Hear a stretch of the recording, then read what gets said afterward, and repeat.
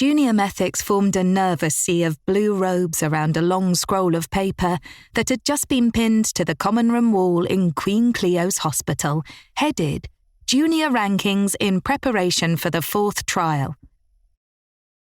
Methic Edwin Oswald found himself squeezed at the back of the crowd, so he had to stand on tiptoes to catch a glimpse of the scroll and find out where he stood in the rankings of the junior methics in the city attempting the trials.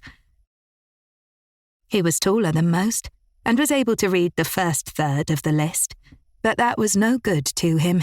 His name never appeared there. He buried his hands in his pockets and waited for the pushing to subside, wondering how he was going to explain his inevitable low ranking to his parents.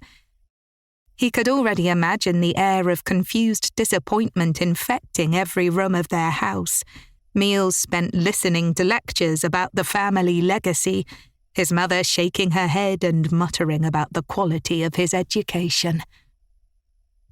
"Second place, Dark. Nice work. How does it feel down there?" "Pfft, we still have mineral syndromes to go, Arthur. Don't get too comfortable."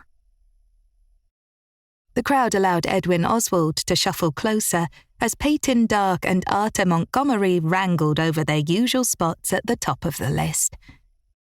For a moment he allowed himself to imagine a universe where his name was at the top of the rankings, and Peyton Dark knew his name and smiled at him, and he teased her with the same easy confidence as Arthur. In that universe, she would come home with him to meet his family and tell them all how brilliant he was, and they would all agree they had been wrong and... "Bad luck, Oz." Someone slapped him on the back, bringing him back to reality.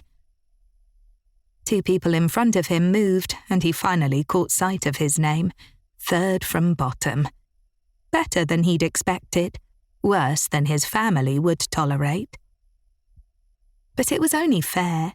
His incendiary diseases trial had been a disaster.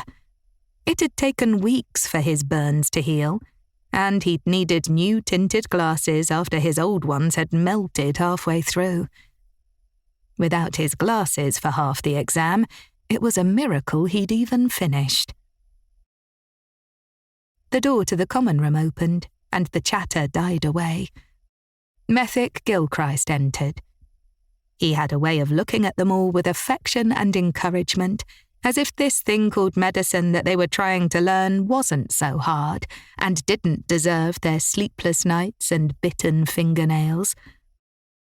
"Methics, you have seen the latest rankings.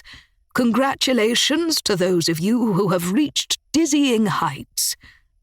As you know, we are beginning to consider which new methics will exhibit their work at the Curio Ball in front of the financiers."